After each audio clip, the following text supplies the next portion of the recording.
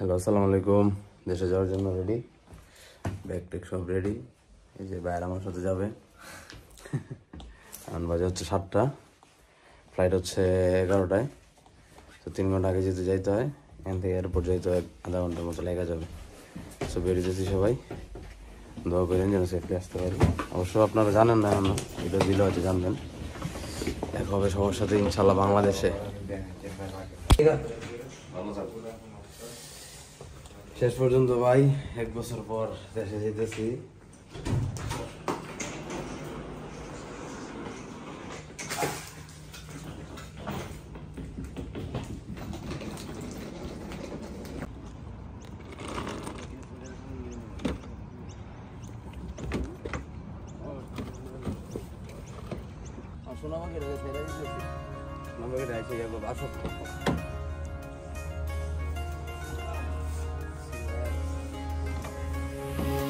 স্বপ্ন টানে দিলাম পাড়ি অচিন পথে আপন ছাড়ি।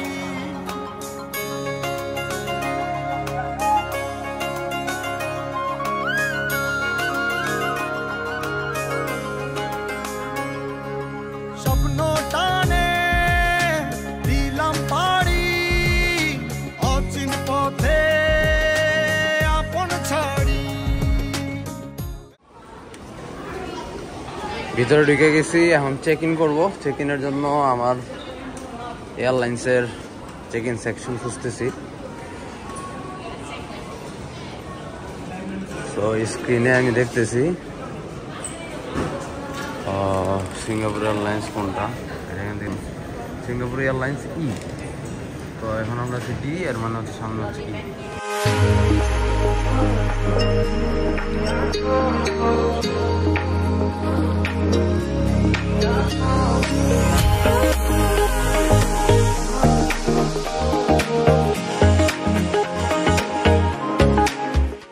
Checking done, get my boarding pass. এখন ইমিগ্রেশন চেক আপের জন্য যাব। ইমিগ্রেশন চেক শেষে দেন বোর্ডিংয়ের জন্য রেডি হয়ে যাব। এই হচ্ছে এয়ারপোর্ট।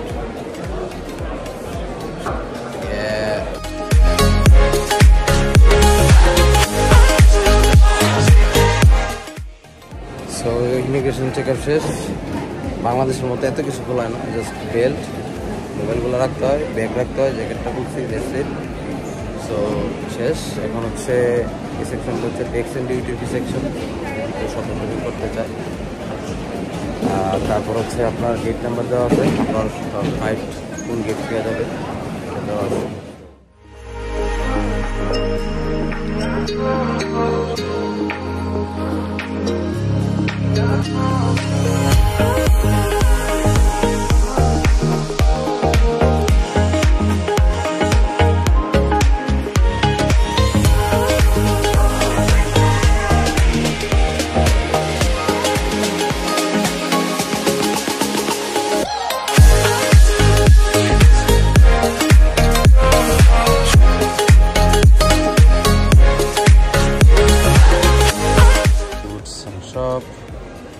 কফি খেতে চলে পেয়ে যাবো 170 মিটার।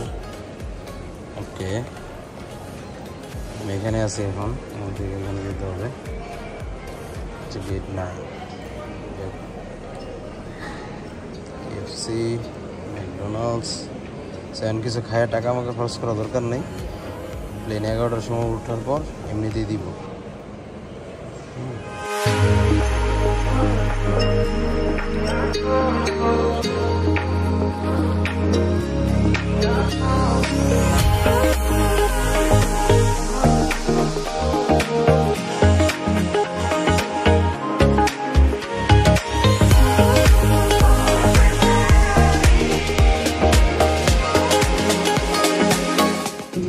Safely Singapore পৌঁছাইলাম।